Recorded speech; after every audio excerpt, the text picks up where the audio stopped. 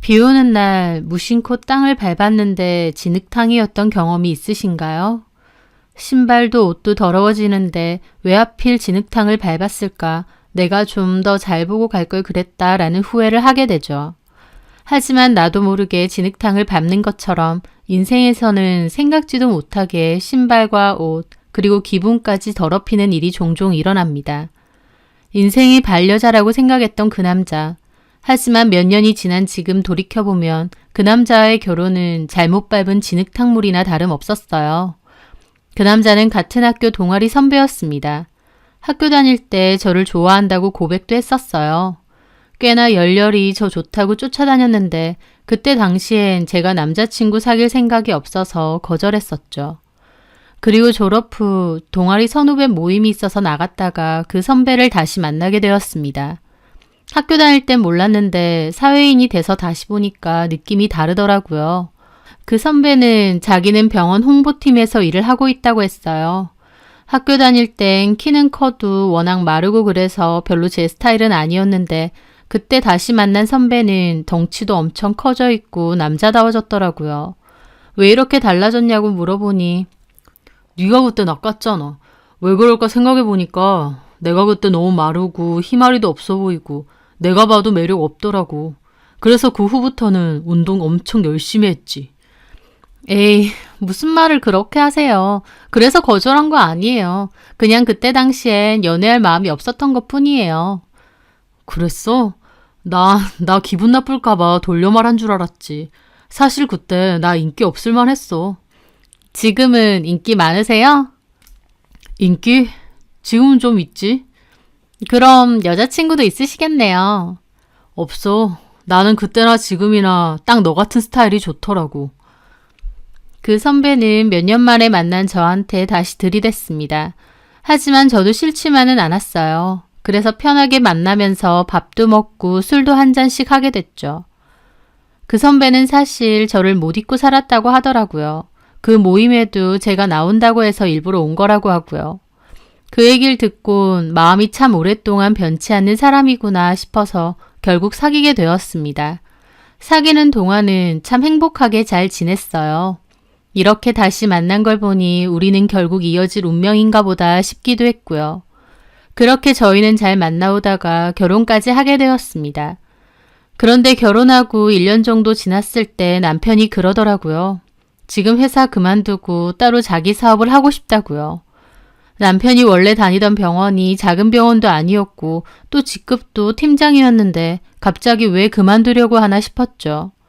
하지만 남편은 자기가 혼자서 하면 더 잘 벌 수 있을 거라는 자신이 있대요. 병원에 있다가 따로 개원한 의사 형님들도 많다면서 자기가 따로 사무실을 차리면 그분들이 다 고객이 되어준다고 했다면서요. 그 일들만 해도 지금 받는 월급보다는 훨씬 나을 거라면서 자신 있어 하더라고요. 남편이 일하는 분야에 대해선 저도 잘 모르기도 하고 워낙 잘할 수 있다면서 자신만만해 하니까 알아서 잘해보라고 응원해 주었습니다. 그렇게 남편은 따로 나와서 사무실을 차렸어요. 처음 차리는 거다 보니 직원은 한 명밖에 없었지만요. 남편은 영업 및 영업 관리를 맡아서 했고 나머지 한 명의 직원은 실질적인 마케팅 일을 전담해서 한다고 했습니다. 그 직원은 이전 병원에 있을 때 같이 일했던 직원이래요. 그런데 남편이 따로 사무실을 차린다고 하니 같이 따라와줬다고 하더군요.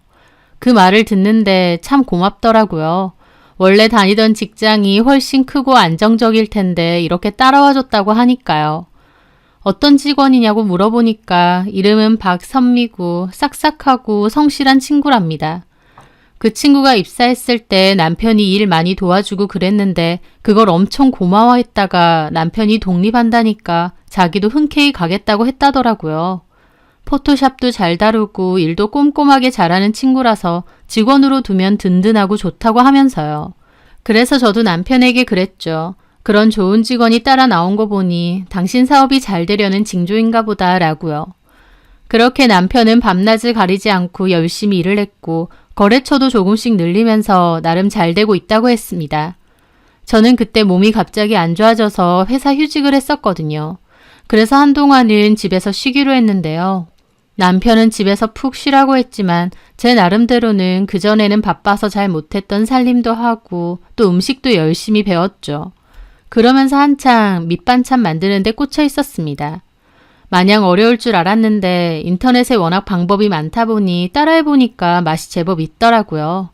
그래서 반찬 같은 걸 넉넉히 만들면 남편 사무실에 보내주기도 했습니다. 남편이 시켜 먹는 거나 나가서 먹는 거 지겹다고 하길래 선미 씨랑 같이 먹으라며 반찬들을 종종 보낸 거였죠. 박 대리가 자기가 만들어준 반찬들 너무 맛있대. 사 먹는 것보다. 진짜? 백종원 레시피 보고 만든 건데 맛있어서 다행이다. 완전 잘 먹어. 덕분에 밥값도 좀 굳는 거지 뭐. 박 대리 걔가 혼자 살다 보니까 집밥 같은 걸 더 좋아하더라고. 사 먹는 것보다. 아, 혼자 살아? 원래 고향은 진주래. 혼자 올라와서 산다네. 그렇구나. 저는 그 말을 듣고 반찬 만들 때 따로 한 통씩 더 만들었습니다. 그리고 남편에게 말했죠. 이거 선미 씨한테 주라고요. 남편은 저보고 참 섬세하다고 고맙다고 하더라고요. 제 딴에는 남편 사무실에 하나밖에 없는 직원이다 보니 월급을 더 못 줄지언정 이런 거라도 더 챙겨주고 싶었거든요. 반찬을 보냈던 그날 오후 모르는 번호로 문자가 왔어요. 안녕하세요 사모님. 저 사장님 밑에서 일하는 박선미예요. 보내주신 반찬 잘 받았어요. 마음 써주셔서 고맙습니다. 잘 들고 가서 먹을게요. 그걸 보는데 저도 모르게 한박 웃음이 나더라고요. 인사성도 밝고 남편 말대로 참 싹싹하신 분이구나 싶고요. 저도 맛있게 드시고 또 필요하면 말하시라 그랬죠. 그러던 어느 날이었습니다. 그날은 남편 출근하고 오전에 반찬들을 좀 만들었는데 먹다 보니 그날따라 너무 맛있는 거예요. 이건 오래 지날수록 맛이 없겠다 싶어서 내가 직접 사무실에 갖다 줘야겠다 싶었죠. 그날 점심에 먹으라고요. 그래서 저는 반찬을 싸들고 남편의 사무실로 가게 되었습니다. 그런데 문이 잠겨 있고 사무실 안에는 아무도 없더라고요. 남편은 외근을 나가는 일이 종종 있다 보니 선미 씨랑 같이 외근 나갔나 보다 싶었죠. 어차피 비밀번호는 알고 있으니까 안에 두고 가야겠다 싶어서 들어가게 되었습니다. 그리고 냉장고에 반찬들을 채워놓고 있었는데 갑자기 배가 살살 아픈 겁니다. 그래서 저는 급하게 사무실에 있는 화장실을 들어가게 되었어요. 그런데 잠시 후 밖에서 인기척이 나더라고요. 들어보니 남편과 선미 씨였는데 미팅이 있어서 가야 되는데 중요한 서류를 놓고 갔다. 그걸 왜 깜빡했느냐. 얼른 챙겨서 가자. 그런 대화였습니다. 그런데 두 사람이서 하는 대화가 좀 이상한 겁니다. 아무리 사장 한 명에 직원 한 명이 전부인 작은 회사라지만 그래도 회사이고 엄연한 상사와 부하 직원인데도 두 사람은 아무렇지 않게 반말을 하더라고요. 아, 자기가 챙긴다 그래놓고. 야, 이런 건 직원이 챙겨야지. 사장님이 챙긴다며. 그래서 난 알아서 챙긴 줄 알았지. 일단 빨리 찾아봐. 얼른 가자. 기다려봐. 누구 때문인데? 나 때문이야? 당연하지. 참나, 요게? 아, 뭐해. 시간 없는데. 둘은 완전 친한 사이처럼 장난을 치는 겁니다. 근데 그 와중에 쪽쪽거리는 소리도 들리고 저는 너무 놀라 입을 틀어막았죠. 두 사람의 대화만 들어도 단순한 사장과 직원 관계가 아니라는 것을 알 수 있었으니까요. 야, 오늘 저녁에 갈래? 또? 어제도 갔잖아. 와이프가 의심 안 해?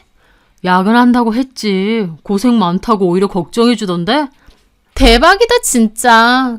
고생은 고생이지. 다른 고생? 야, 오늘 그거 써볼래? 왔어? 오, 택배로 왔지. 내 책상에 넣어놨어. 그러든가. 그러면서 문을 닫고 나가는 소리가 들리더라고요. 저는 휘청거리면서 화장실에서 나왔죠. 저 두 사람이 그렇고 그런 사이라니 분명히 다 들었는데도 믿기지가 않더라고요. 저는 비틀거리며 사장실로 들어갔습니다. 그리고 남편 책상 서랍을 뒤졌죠. 그리고 그곳에서 생전 처음 보는 회개망측한 성인용품들을 보게 되었습니다. 너무 경악한 저는 입이 떡 벌어졌죠. 저것들이 진짜 그렇고 그런 사이구나. 그냥 사장과 직원이 아니구나 라는 것을 제 눈으로 확인한 기분이라고나 할까요? 저는 거의 쓰러지듯 의자에 앉았어요. 남편의 외도 사실을 이런 식으로 알게 될 거라고는 상상도 못했습니다. 그냥 반찬만 가져다 줄 생각이었는데 이런 대화를 들을 거라고 예상이나 했겠나요? 그리고 남편에 대한 배신감도 어마어마했죠. 남들 다 그러고 다닌다 어쩐다 해도 제 남편만큼은 아니라고 생각했으니까요. 그런데 이렇게 대놓고 뒤통수를 맞았던 겁니다. 바쁘게 외근 다니고 밤에는 야근한다고 고생 많다고 한약에 비타민까지 열심히 챙겨줬는데 어떻게 이럴 수가 있는지. 그러면서 제 앞에선 바람피는 상간녀 칭찬하고 성실하고 싹싹한 직원이라고 그러고 저는 덩달아서 고맙다고 하고 어떻게 이런 일이 나에게 생기나 너무 기가 막힐 따름이었습니다. 저는 비틀거리며 집으로 돌아왔어요. 그날 아무것도 못하고 멍하게 앉아 있었죠. 남편과 그 여자의 대화를 곱씹으면서요. 남편 독립할 때 따라 나왔던 거, 그게 어쩌면 두 인간들이 이미 예전부터 그렇고 그런 사이일 수도 있겠다 싶었습니다. 저는 그것도 모르고 참 고마운 사람이다, 인복이 있다, 어쩐다 했었네요. 남편은 아니나 다를까 그날 저녁 야근 때문에 늦게 간다고 했습니다. 그 문자를 보는데 참담하더라고요. 저에게는 야근이라고 하고 어디 가서 무슨 짓을 하고 있는 건지. 사랑해서 결혼까지 한 사람에게 그런 식으로 뒤통수를 맞게 되면 순식간에 마음은 지옥으로 변해버립니다. 물 한 모금 먹지 못하고 배신감에 울다가 멍하게 있다가 그렇게 기절하듯 잠이 들었는데 다음날 아무렇지 않게 저를 대하는 남편을 보는 게 너무 괴롭더라고요. 당장이라도 박선미 그 여자와 무슨 관계냐 따져 묻고 싶었어요. 하지만 그때까지도 제 마음이 너무 혼란스러웠기에 일단 모른 척 했습니다. 그러다가 며칠 후 남편이 또 야근을 한다고 말했어요. 저는 그 연락을 받자마자 급하게 남동생에게 차를 빌린다고 했죠. 남동생은 무슨 일이냐며 제가 횡설수설하고 제정신 같지 않다고 했어요. 저는 겨우 자초지정을 말했더니 남동생이 입에 개거품을 물면서 그것들 가만 안 둔다고 하더라고요. 그러면서 제가 제정신이 아니니 자기가 운전을 해주겠다. 그것들이 혹시 모텔에서 나오거나 하면 저보고 사진을 찍으라고 했습니다. 제가 운전하면 너무 위험하다면서요. 그렇게 저는 남동생 차를 타고 남편 사무실 근처에 숨어 있었어요. 7시가 넘어도 안 나오길래 진짜 야근인가 했는데 그때쯤 그 여자와 나오더라고요. 그러더니 남편 차를 타고는 어디론가 가는 겁니다. 두 인간들은 멀지 않은 곳에 식당에 들러서 밥을 먹었고 그 식당에서도 1시간 넘게 안 나왔어요. 저와 남동생은 아무 말도 안 하고 한숨만 쉬며 기다리고 있었죠. 그렇게 1시간 정도를 기다리니 둘은 기분이 좋은지 반쯤 껴안고 나왔어요. 남동생이 사진 찍으라 해서 최대한 줌을 당겨서 찍었는데 밤이라서 정확하진 않지만 그래도 웬만큼 식별은 가능하게 찍혔더라고요. 그렇게 두 사람은 다시 차를 타고 갔는데 머지않아 도착한 곳은 모텔이었습니다. 남편의 차가 모텔 안으로 들어가는 것도 급하게 찍었어요. 남동생은 저보고 30분 정도 있다가 연락하라고 그리고 기습해서 사진을 찍자고 했어요.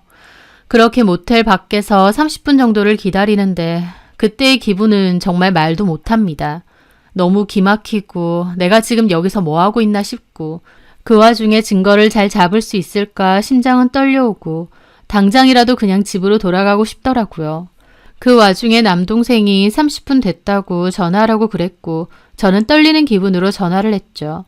남편은 전화를 안 받았는데 저는 다 알고 있으니 전화 받으라고 문자했습니다. 그런데도 남편은 답이 없더라고요. 남동생은 아무래도 내려올 것 같다고 해서 모텔 주차장 안으로 들어갔죠.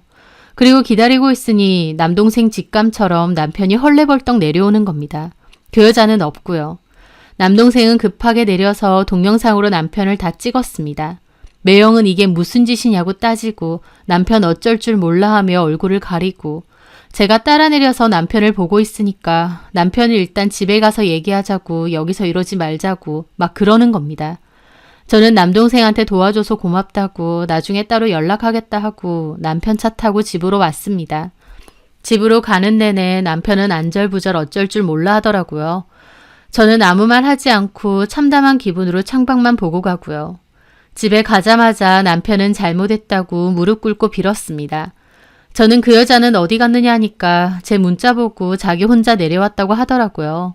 언제부터 그런 사이였냐니까 얼마 안 됐답니다. 제가 웃기지 말라고 얼마 안 된 사이가 성인용품 쓰고 그 난리를 치느냐고 미친 것들 아니냐고 생 난리를 쳤죠. 집에 있는 물건들도 좀 집어 던졌고 울고불고 했습니다. 저도 그때는 제정신이 아니었거든요. 남편은 잘못했다고 계속 빌었고 저는 하나부터 열까지 다 정확하게 얘기하라 했습니다. 그런데 남편 하는 소리는 박선미가 자기 독립하는데 회사 따라와 준 게 고마워서 회식 겸 밥을 샀대요. 그런데 그때 술을 먹다가 둘 다 너무 취했답니다. 그래서 충동적으로 모텔을 갔고 생각보다 잘 맞아서 그 뒤에 한 번씩 그렇게 갔답니다. 저는 남편에게 그 여자 사랑하느냐고 하니까 남편 펄쩍 뛰더라고요. 사랑은 무슨 그냥 취향 같은 게 잘 맞았을 뿐이지. 내가 사랑하는 건 자기밖에 없어.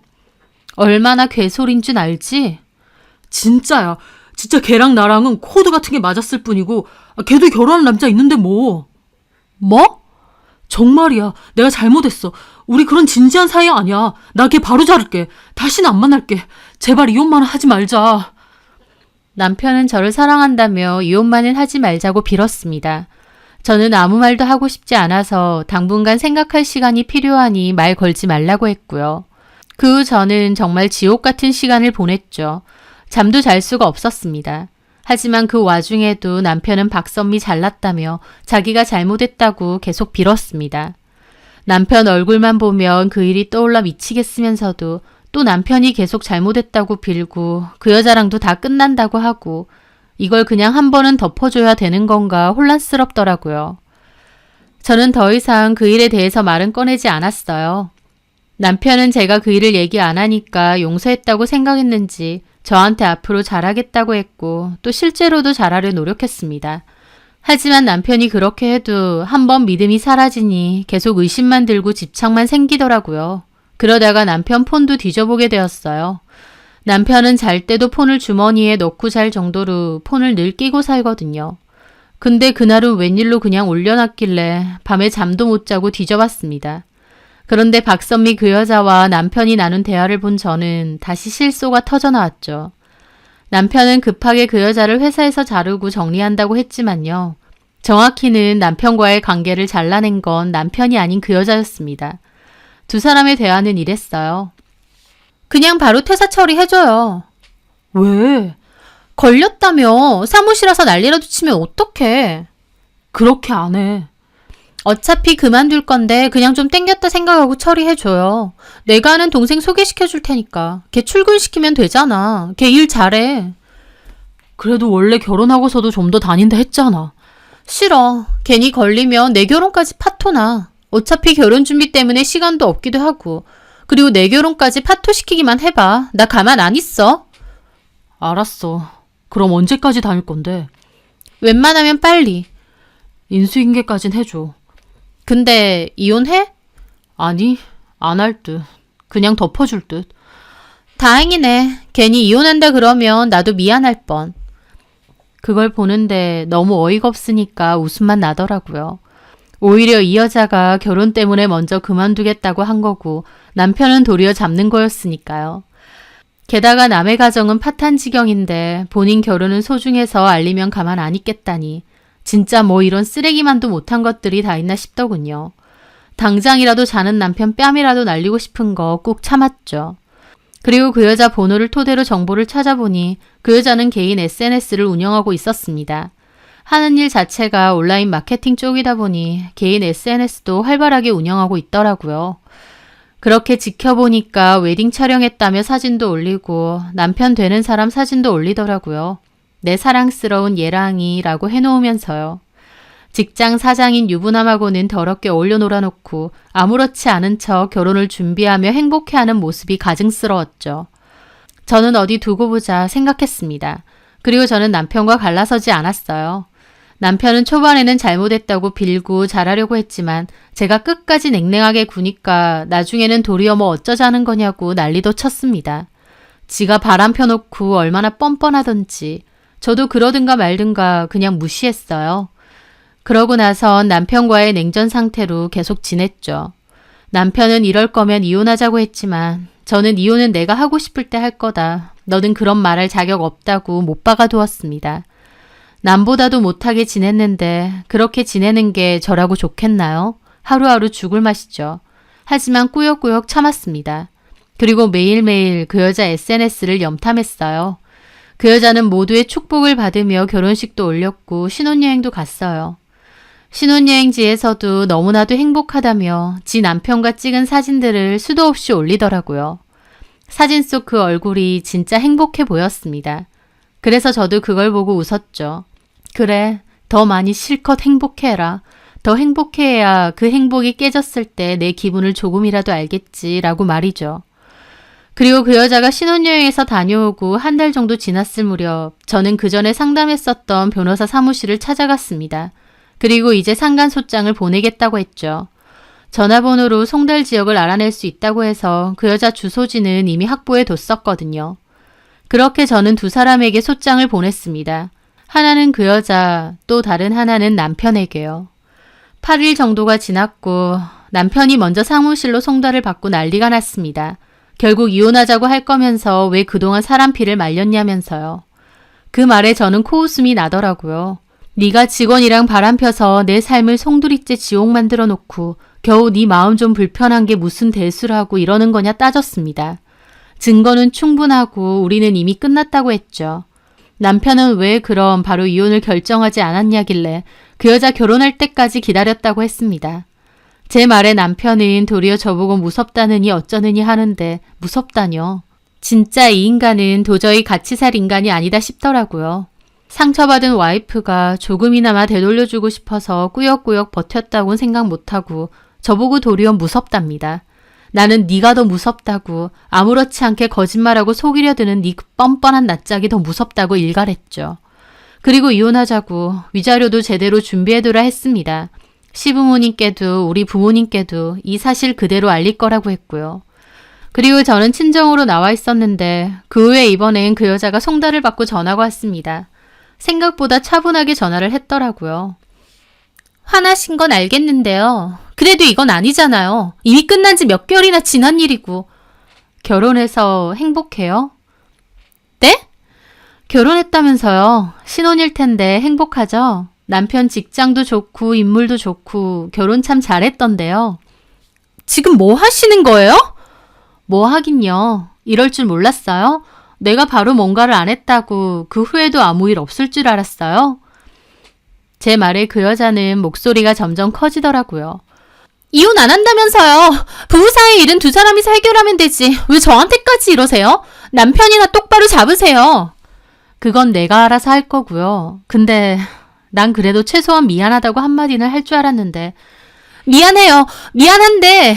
됐어요. 사과받자고 하는 거 아니고 나는 나대로 알아서 할 거예요. 그러니까 그쪽은 그쪽 원하는 대로 알아서 하세요.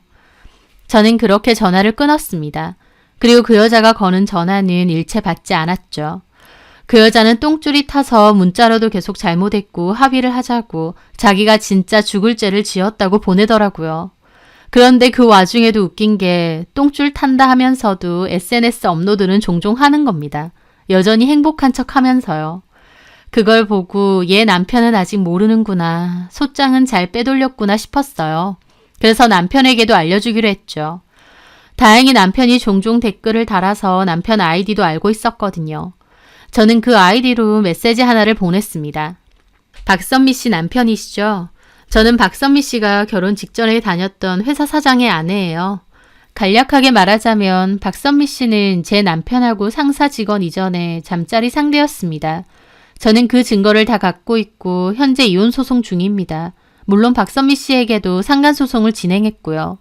소장을 보냈는데 다 아시는지 어쩐지 모르겠지만 만약 모르신다면 아셔야 할 것 같아서 이렇게 메시지 보냅니다. 그렇게 보내고 이틀 정도 뒤에 그 여자 남편에게서 연락이 왔어요. 그게 진짜냐고요. 저는 두 사람이서 나눈 대화를 조금 잘라서 보내줬어요. 증거 중의 일부분이다 라고요. 그 남자는 더 이상 답이 없더라고요. 그리고 다음날 박선미 그 여자가 전화를 미친 듯이 해대고 남편까지 전화가 왔습니다. 아마 박선미가 남편에게도 전화해서 한바탕 난리를 친 모양이었죠. 제가 아무 전화도 안 받으니까 그 여자는 문자로 내 남편까지 다 알았다. 나도 가만 안 있을 거다 라고 하는 겁니다. 그래서 제가 지금 협박하는 거냐고 협박죄도 추가될 거라고 했습니다. 그 여자는 더 이상 답장 안 하고요. 그렇게 저는 남편과의 이혼 소송과 위자료 소송 그 여자를 상대로 한 위자료 소송을 진행했습니다. 소송은 거의 1년 정도 끌다가 겨우 마무리가 되었어요. 소송 중에 들으니 소장을 읽은 그 여자의 남편도 그 여자에게 이혼하자고 했다더군요. 제가 소장에 엄청 자세하게 적었고 두 사람이 변태적인 행위를 즐기는 사이였다는 내용도 다 적었거든요. 이제 갓 결혼한 신혼부부였는데 그런 내용을 읽고 어떻게 결혼 생활을 계속 유지하겠나요? 그렇게 1년간의 소송 끝에 제 승소로 끝이 났고 저는 드디어 그 진흙탕 같은 싸움에서 발을 뺄 수 있었습니다.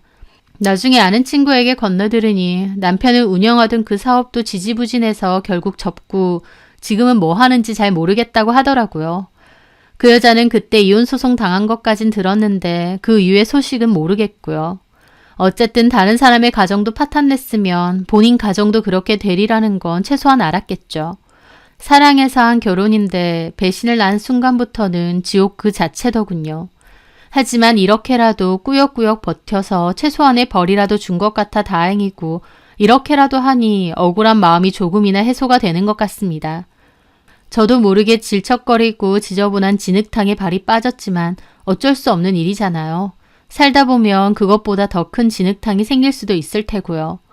이미 신발이고 옷이고 더러워졌다고 다 그 속에 꾸역꾸역 있는 것보다 빨리 발을 빼고 씻어내는 게 중요하다고 생각합니다. 남들은 뭐라고 할지언정 저는 제 나름대로 위기에서 잘 빠져나왔다고 생각해요. 그때의 지옥 같은 기분을 잘 견뎌낸 제 스스로를 위로하면서 앞으로는 좋은 일만 가득했으면 합니다. 제 사연 들어주셔서 감사합니다.